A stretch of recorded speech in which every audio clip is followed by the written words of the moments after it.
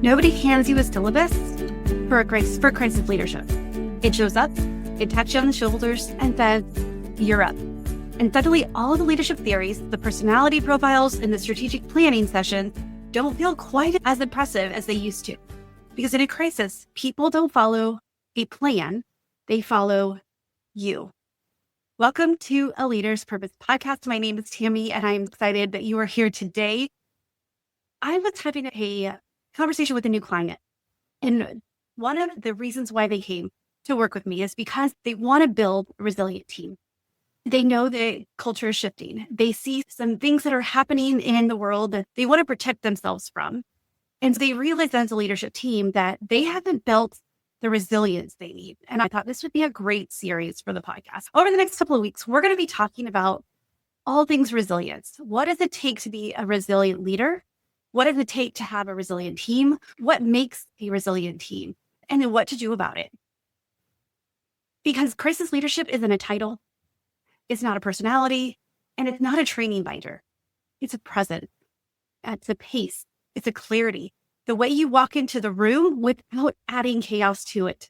That's resilient leadership.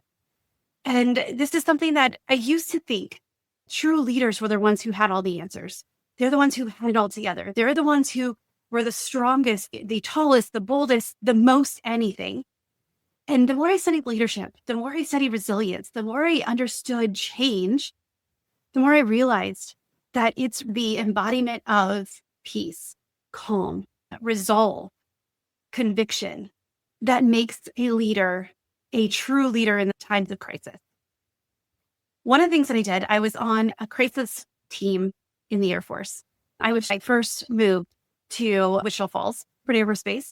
And one of the things is they picked 5 key areas that they needed expertise in. And being communications, that was one area, obviously. And we're going to be talking a lot about crisis communication in this series because you can't lead without communication.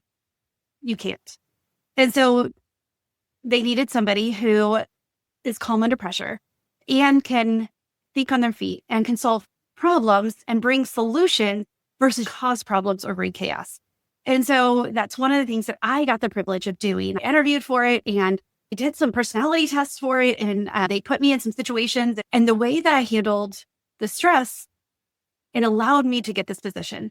And we went through some really tough scenarios. We did some vigorous training on multiple different issues, whether it's fire, crashes, infiltration. We had all of these different scenarios and we would do mock trainings in them.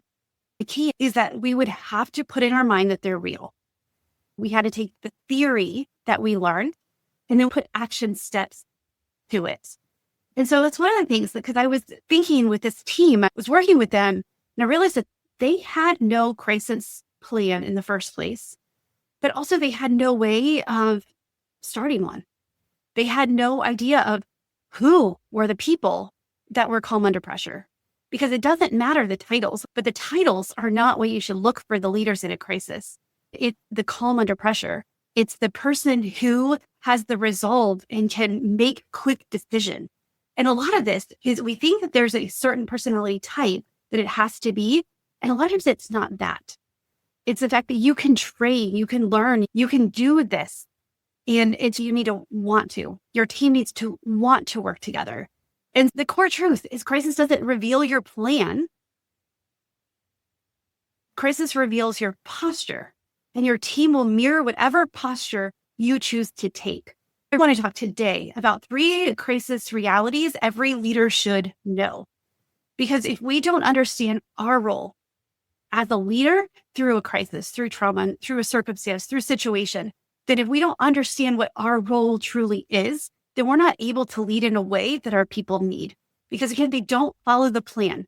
The plans you create, those are for training. Those are for, and yeah, there's the aspects of it that you'll be able to use, but you're never going to be able to know exactly what crisis is going to happen or when. You may have a plan for one area, but it happens in something in a completely different. But the thing is that the traits, the plan can manifest and through it all if you have worked on the skills and the values versus the scenario. And these are three crisis realities that every leader should know. Number one, I already alluded to this, that people watch you more than they listen to you. They watch what you do and how you carry yourself more than they listen to the plan or listen to what you say. They're reading your breathing. They are listening to your tone, your pace. If you are panicked, they are panicked. If you have a calm resolve, it lowers their energy because they trust you. They're watching and reading your energy before they register a single word. When you step up in front of them to address them, take a big sigh, take a big deep breath and say, here we are. Allow yourself to take a beat before saying, rush into problem solving mode.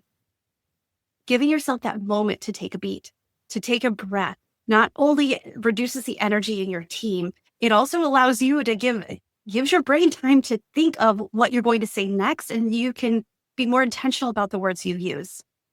And know that people are watching you. They're watching your panicked face.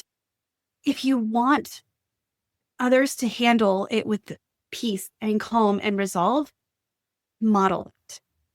The second one is uncertainty spreads faster than facts. If you don't communicate first, fear fills the silence for you. That's when rumors start getting going. That's when people start to look at your, oh no, boss is panicking. It's time to panic.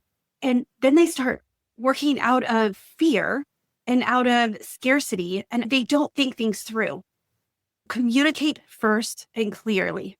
I do have a whole episode on how to communicate with your team because it's such an important topic. The thing is that we can't communicate with our team until we know how to work with ourselves. We don't know the realities that every leader should know. Uncertainty spreads faster than facts. Even if you don't know or don't have all of the information, that's okay. Because remember, people are watching you. You take a deep breath and say, okay, here's what I know. Here's what I know about the situation. Here's what I know, what we want the resolution to be. But if we don't communicate that first and you don't set that tone for, we are only going to talk about facts here, and I will give you the facts as I get them. But you have to give them that certainty. Let them know you trust them with what's real. If you don't communicate it first, if you leave it to somebody else, or if you leave it to chance and let them, oh, they'll read the email. No, emails don't have tone. You've got to communicate it. You got to speak to them. You've got to show your presence. Which leads to number 3, your calm becomes a resource, not a personality trait. It's not about suppressing emotion. That's another thing. We're going to talk about emotion in a crisis because we are emotional beings. We cannot shove it down and pretend it doesn't exist. We can leverage it to make our solutions better. We'll talk about that later as well. So your calm becomes your resource, not a personality trait. It's not about suppressing emotion, and it's not about leaking your fear into others who are already embracing for impact. So we don't want emotions to control us in this moment. We want to control our emotions. Now, there are times we are not going to ignore or shove down our emotions. There's time that we can panic for a moment to ourselves, but take a walk outside of the building. Get away from your people so they can't see you in that moment. Because we don't want to suppress emotions, or let them know, I need a moment, then we will address this. But it's not about leaking your fear onto others who are already embracing for impact, because we don't want our fear. This is where they're watching you, but you're calm and you're like, okay, I trust you. We've got this. We've planned for this. We've trained for this. We may not have known this exact scenario, but I trust you so much that I know we're going to get through this and we're going to do it together. And so what is the first thing that a leader must say in a crisis? These are the things that we need to say. And again, remember, uncertainty spreads faster than facts. Here's what we know. Here's what we don't know. Here's what we're going to do next. And when there's an update, when I know, I'll update you again. Clear, short, unshakable, human. Do not go into robot mode. Do not go into you need to do your work and be done. No, everyone processes crisis different. And you don't have to be their therapist, but you do have to be you have to be their rock.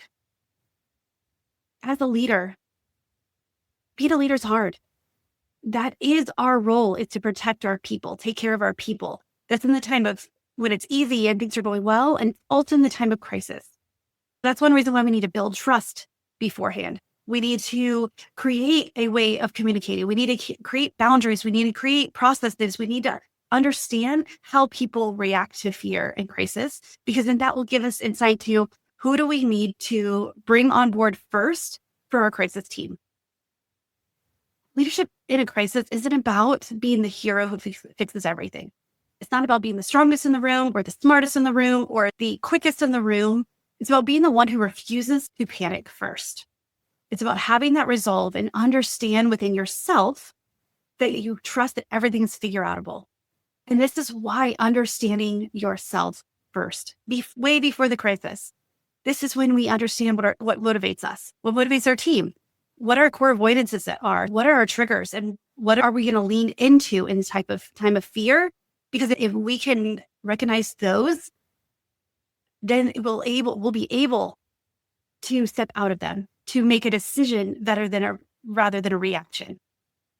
And the one who says we'll figure it out and we'll figure it out together is the one who's going to win.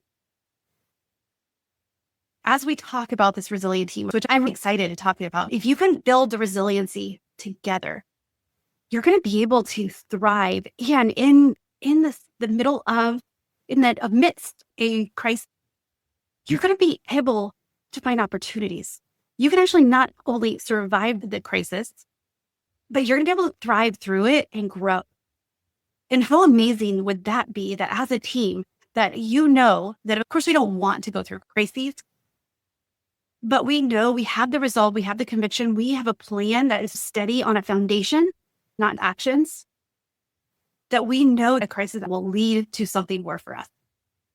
You don't need to show up with all of the answers, but you need to show up with clarity, consistency, and a steady spirit. Because when the world tilts, people don't look for the smartest person in the room. They look for the calmest one. They look for the one who has the resolve and the one to trust.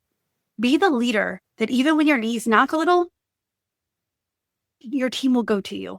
Your team will look to you and they will see the resolve, even though know that there's something going on, but they know and they trust that you'll see them through.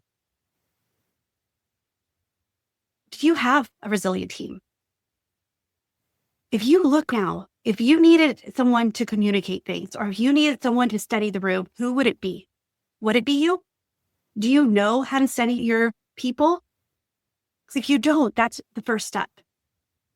Who do you need to be in order to lead? And these are the three realities. Your calm becomes a resource, not a personality trait. Your resolve becomes a resource, not a personality trait. Important that we start to determine these way before the crisis happens. If this is something you want to dive into, if this is something that you want to learn the steps to do, contact me.